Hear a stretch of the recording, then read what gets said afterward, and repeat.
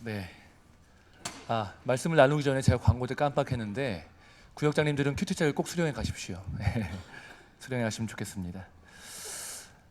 오늘은 이 찬양에서 이미 다 함께 올려드렸던 것처럼 예수님이 우리를 위해서 이 땅에 오신 성탄절입니다. 세상에서는 이 예수님의 이름을 계속적으로 지우고 있는데요.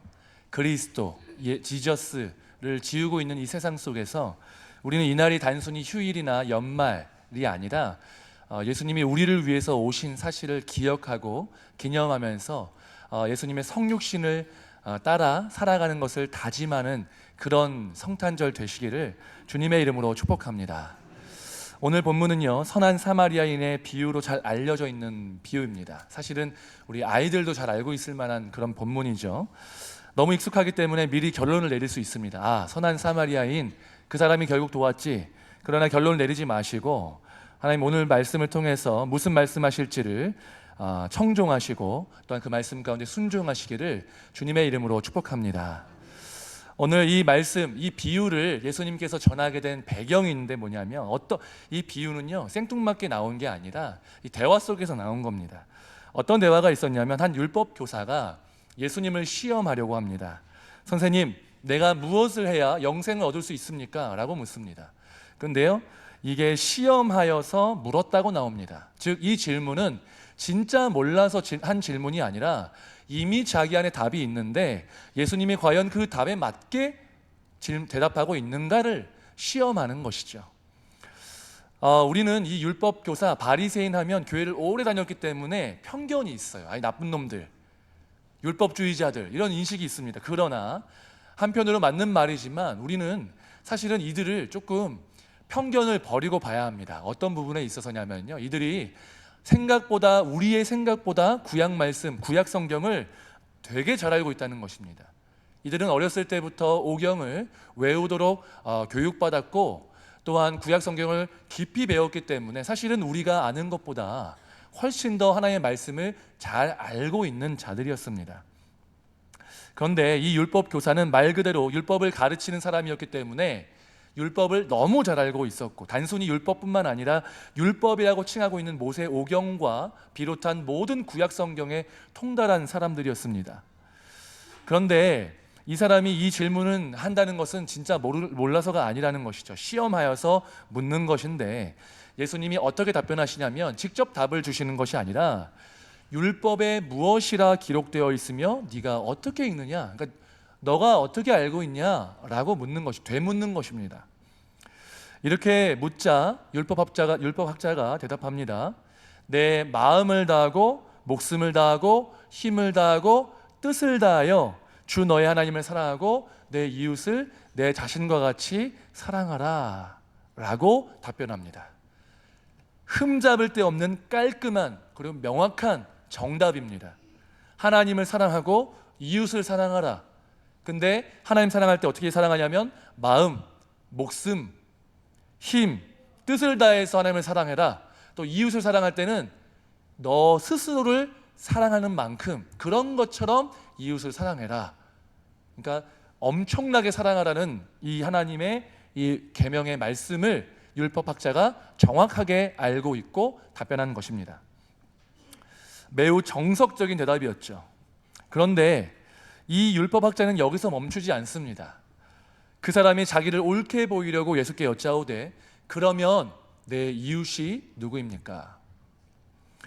여러분, 영생에 대한 질문을 몰라서 한 것이 아닌 것처럼 이 질문, 그럼 내가 사랑해야 될 이웃은 누굽니까? 내가 사랑해야 될 이웃의 범주는 어디까지입니까? 라고 묻는데요, 이것도 진짜 몰라서 묻는 것이 아니라는 것을 우리는 알 수 있다는 거죠. 진짜 몰라서가 아니라 예수님의 답변, 어떤 답변이든 간에 내가 그 이웃을 다 사랑했다 라고 하면서 나를 포장하고 또한 나의 의를 드러내기 위해서 이렇게 답변을 한 것입니다. 묻는 것입니다. 그런데 이 율법학자의 질문에 대해서 이 예수님께서는요, 대답을 네 이웃은 이 사람이다 라고 답변하지 않으셨습니다. 비유로 말씀하셨습니다.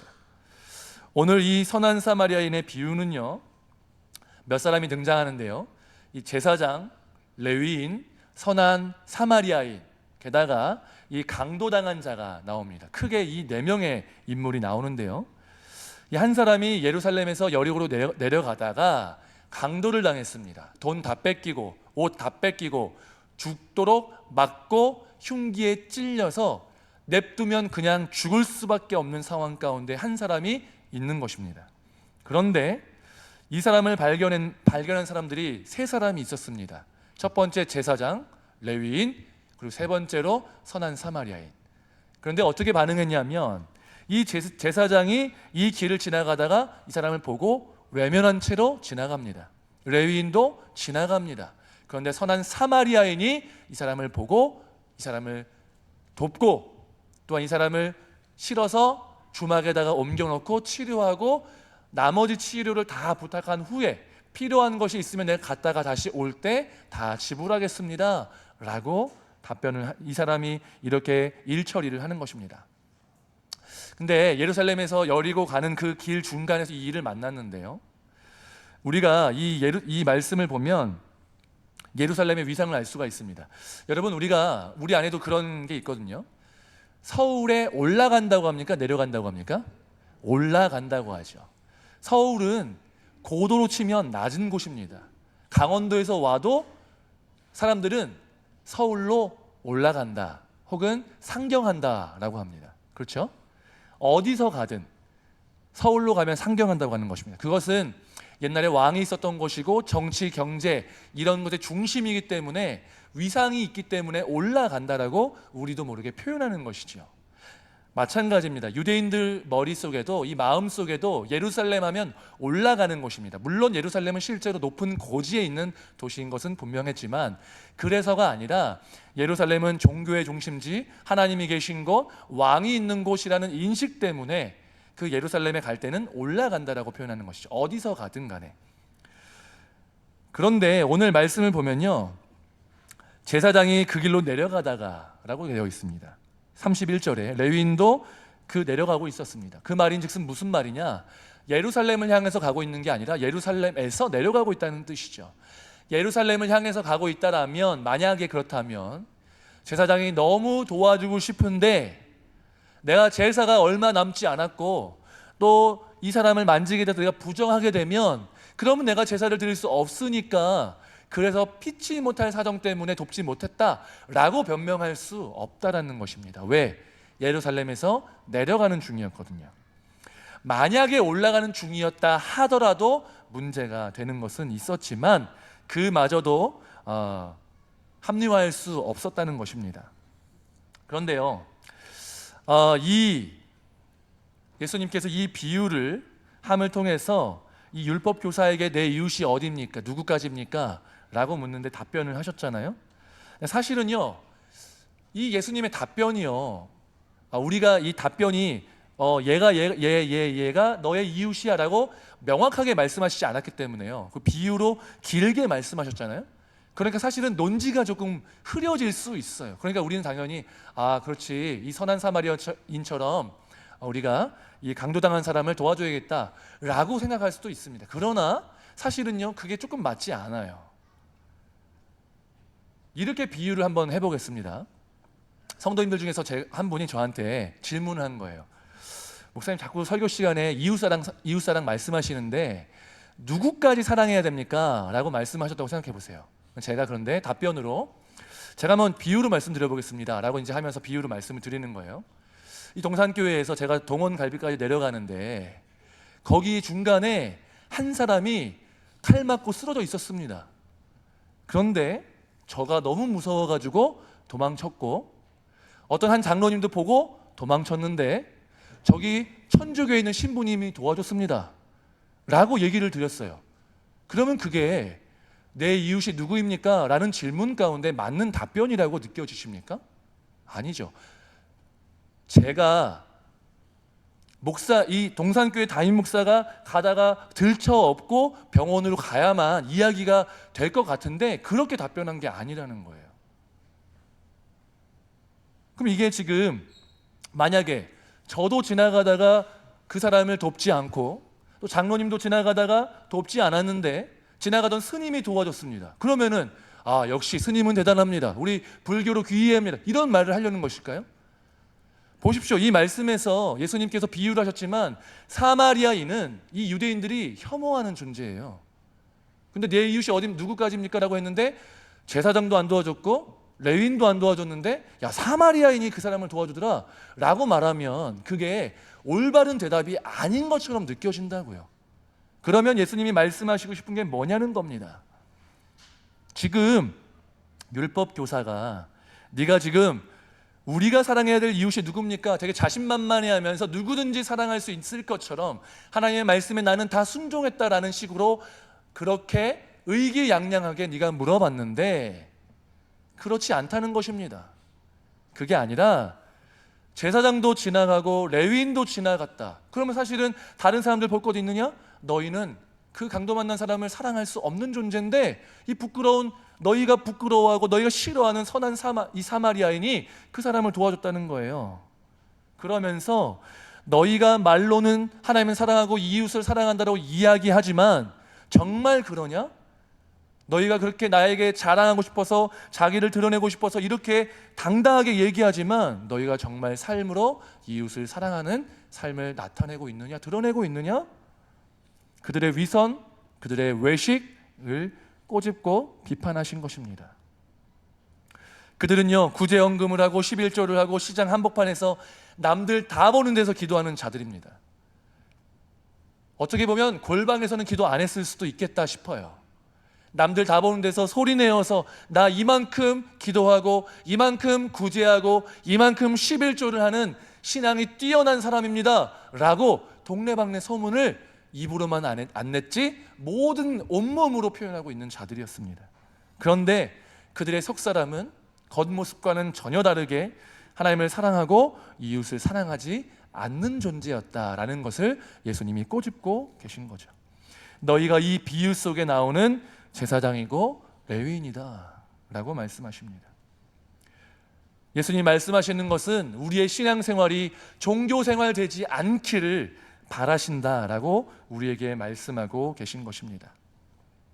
네, 여러분 여기서 얘기가 끝나면요 참 비참하고 속상하고 마음이 아프게만 할 것입니다. 그러나 이 비유는요 단순히 율법 교사와 유대인들을 비난하고 정죄하기 위해서 비유로 말씀하신 것이 아닙니다. 여기서 그치는 것이 아닙니다.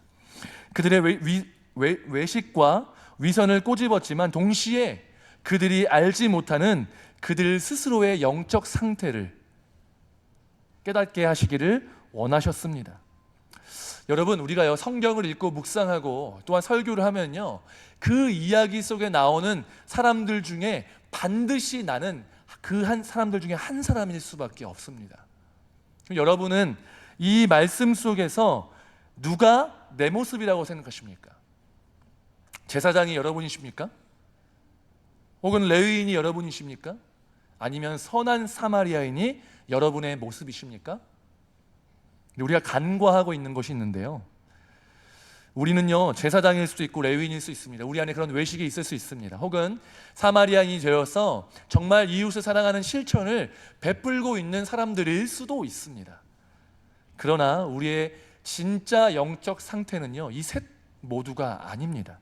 누구냐면요 우리의 진짜 모습은 바로 오늘 이 말씀 속에서 강도를 만나서 칼에 찔리고 피를 흘리고 의식을 잃어버린 채로 그 목숨이 촌각을 다투는 상태에 있는 죽음으로 치닫고 있는 이 불쌍한 사람이 바로 우리의 영적 현실이다, 실태라는 것입니다.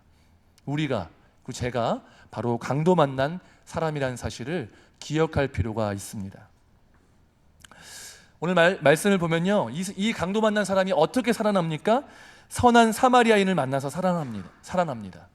외식하는 제사장도 아니고요 레위인도 그를 구원하지 않고 구원할 수도 없습니다.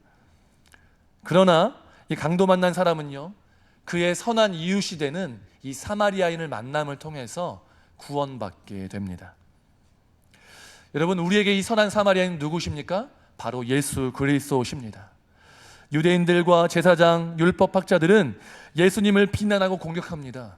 죄인들과 어울리는 사람, 율법을 지키지 않는 사람, 당신은 메시아가 아닙니다 라고 비난하지만, 그렇지만 예수님은 그 비난을, 모든 것들을 다 감수하면서 오히려 비난하는 그들을 위해서, 또 우리를 위해서 우리에게 오셔서 우리를 들쳐 업으시고 우리를 구원하신다라는 것입니다. 우리는 자꾸 뭔가 행함을 요구합니다. 강조합니다. 그러나 구원은 행함과 아무런 관련이 없습니다. 뭔가를 해서, 뭔가를 이루어서 구원받는 사람이 없습니다. 이 비유를 통해서 보면 더 명확하지 않습니까? 이 강도 만난 사람이 구조 요청을 했습니까? 착한 일을 했습니까? 이 선한 사마리안과 옛날에 관계가 있어서 옛날에 어떤 일을 해서 그것에 대한 보답으로 지금 이 선한 사마리아인이 이 강도 만난 사람을 구원해주고 있는 것입니까? 아닙니다. 강도 만난 우리에게 필요한 것은 이것도 하고 저것도 하는 행위가 아니라 죽어가는 우리를 사망에서 건질 수 있는 좋은 이웃을 만나는 것 외에는 우리에게 달리 방도가 없다라는 것입니다. 여러분, 저와 여러분이 바로 강도 만난 자입니다. 우리는 모두가 다 강도를 만났습니다. 우리가 우리의 인생을 어떻게 평가하고, 우리가 나를 얼마나 높게 평가하고 좋게 평가하고 낮게 평가하고, 이 모든 것들 다 상관없이요, 우리는 다 강도 만난 자입니다. 내가 원해서 태어난 것이 아닌데 그 삶을 살아가면서 우리 모두는 고난을 겪고 아픔을 겪게 됩니다. 죄로 인해서 망가져서 고통을 당하게 됩니다. 여러 모양으로 강도를 당하게 됩니다. 1994년, 벌써 30년이 됐는데요, 제가 초등학교 5학년 때인데 성수대교가 무너졌습니다. 기억하실 겁니다. 그날 저도, 그때가 그 초등학교, 원래 이제 저 때는 국민학교였죠. 국민학교 소풍 시즌이었습니다. 그래서 저도 그날 동일한 성수대교가 무너졌던 그날 학교에서 소풍을 다녀왔던 기억이 납니다. 실제로 성수대교를 건넜던 것으로 기억을 하고요. 그날 32명이 사망하고 17명이 부상당했습니다. 1995년 6월 삼풍백화점이 무너져서 502명이 사망했고 1000명의 사람들이 부상을 당했습니다. 2014년 4월 16일 세월호가 침몰해서 299명의 사람들, 그중 대부분이 꽃다운 학생들이 사망했습니다. 지금 말씀드린 사람들은요, 정말 극단적으로 강도 만난 자들이고, 또한 그 사람들뿐만 아니라 그 유가족들은 그 마음속에 그 상처를 지우지 못하고 떠나보낸 가족들을 마음에서 보내지 못한 채로 인생을 살아갈 수밖에 없습니다. 강도 만난 자들입니다. 이런 큰 사고뿐만 아니라 우리는 여러 가지 모양으로 강도를 만납니다. 왕따의 문제, 관계의 문제, 취업의 문제, 진학의 문제, 건강의 문제, 마음의 문제, 내 뜻대로 해결되는 것이 없고 내가 해결하고자 발버둥치지만 해결하지 못해서 고통당하고 신음하는 그런 우리의 모습이 다 강도 만난 자의 모습이라는 것입니다. 우리가 아무리 발버둥쳐도 우리 피 흘리는 것들이 해결되지 않고 우리의 이 아픔은 씻기지 않는다는 것입니다. 원인도 이유도 알지 못한 채로 강도 만나고 고통당하고 슬픔을 간직할 채 살아갈 수밖에 없는 것이 인생이다라는 것입니다. 그런 우리에게, 강도 만난 이 우리에게 필요한 것은요, 그 강도 만난 문제를 해결하기 위해서 발버둥치는 것이 아니라, 노력하는 것이 아니라 우리의 선한 이웃 되시고 강도 만난 사람을 치유하시고 들쳐 매셔서 주막으로 옮겨서 우리를 살리실 수 있는 유일한 분이신 예수 그리스도를 만나는 것뿐입니다. 결국은요, 우리 인생이 살 수 있는 유일한 방법은 은혜밖에 없다는 것입니다. 예수님을 만나는 것, 우리에게 예수님이 찾아오셔서 우리를 구원하시는 것, 예수님의 치유하심을 경험하는 것, 그것밖에는 우리의 인생에 답이 없다라는 것이죠. 여러분, 예수님은 우리의 삶에 좋은 이웃으로, 강도 만난 우리를 살리시기 위해서 좋은 이웃으로 이 땅 가운데 오셨습니다. 좋은 이웃이 되시기 위해서 정작 본인은 악의로 오셨고 우리가 당할 고통을 당하셨고 또한 채찍질을 당하셨으며 십자가에 못 박혀 죽으시는 그 일들을 당하심으로 인해서 우리가 받아야 될 죽음, 또 우리가 받은 상처 모든 것들을 싸매 주시고 회복하시고 일으켜 주셨다라는 것입니다. 여러분, 율법도 우리를 구원하지 못하고요, 선행과 철학도 지식도 우리를 구원하지 못합니다. 강도 만난 우리를 살리시고 치유하셔서 구원하실 수 있는 유일한 길은 예수님을 만나는 것밖에 없음을 기억하시기를 바랍니다. 그렇기 때문에 우리가 해야 될 일은 무엇이냐면요, 예수님께 은혜를 구하는 것입니다. 주님, 우리의 인생을 구원하여 주시옵소서. 구원하여 주신 우리의 인생을 치유하여 주시옵소서. 나뿐만 아니라 내 주변에 있는 이 강도 만난 인생들, 죽음으로 치닫고 있는 이 인생들에게 다가오셔서 손 내밀어 주시고 그들을 들쳐매 주시고 그들을 주막으로 옮겨주시고 그들을 치유하여 주셔서 주님, 그들도 나와 같이 생명을 얻게 하여 주시며 아버지, 죽음으로부터 건짐받게 하여 주시옵소서. 여러분, 좋은 이웃이신 예수님께서 강도 만난 나, 그리고 우리 또한 뿐만 아니라 내 주변에 있는 사람들도 만나주시기를 위해서 간절히 기도하시기를 바랍니다. 또한 그들에게 예수님을 소개시켜 주셔서 그들이 예수님을 만나고 그들이 치유받고 구원받을 수 있는 그 구원의 통로가 되시기를 주님의 이름으로 축복합니다. 여러분, 성탄절 그리고 부활절이 되면요, 우리는 우리를 구원하신 예수님께 감사할 뿐만 아니라 우리 주변에 구원받지 못한 사람들에게 예수님을 전하기를 소망합니다. 사실 성탄절과 부활절은요, 그런 날이 더욱더 되어야 합니다. 우리를 위해서 오신 예수님, 우리를 위해서 죽으시고 부활하신 그 예수님, 그 예수님을 내가 먼저 만났는데 그 예수님을 누군가에게 전할 수 있는 그러한 전도가, 복음 전파가 우리를 통해서 이루어야 되는 줄로 믿습니다. 전도는요, 선택이 아닙니다.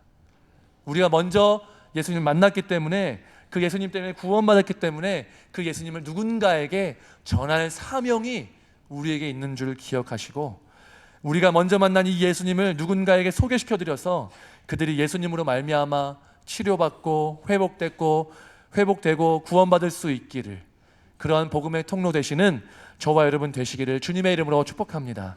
또한 예수님이 그것을 위해서 이 땅에 오셨음을 기억하면서 예수의 영이신 성령의 충만함 가운데 매일매일 성령의 도우심을 따라 주님과 동행하며 살아가시는 저와 여러분 되시기를 주님의 이름으로 축복합니다. 함께 기도하겠습니다.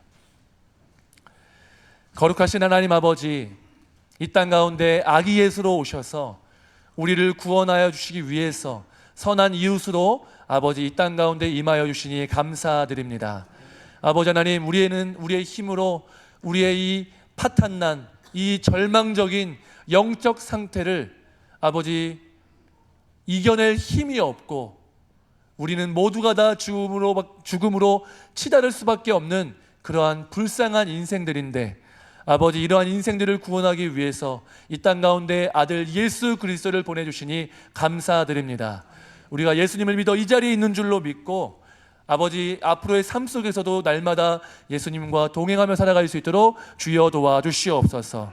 또한 이 성탄절이 우리만의 기쁨, 우리만의 절기가 아니라 우리가 먼저 받은 이 선물을 아버지 하나님, 주님을 모르는 자들, 강도 만난 자들에게 예수 그리스도를 전하며 예수의 생명을 전하는 그런 귀하고 복된 복음의 통로가 될 수 있도록 주여 도와주시옵소서.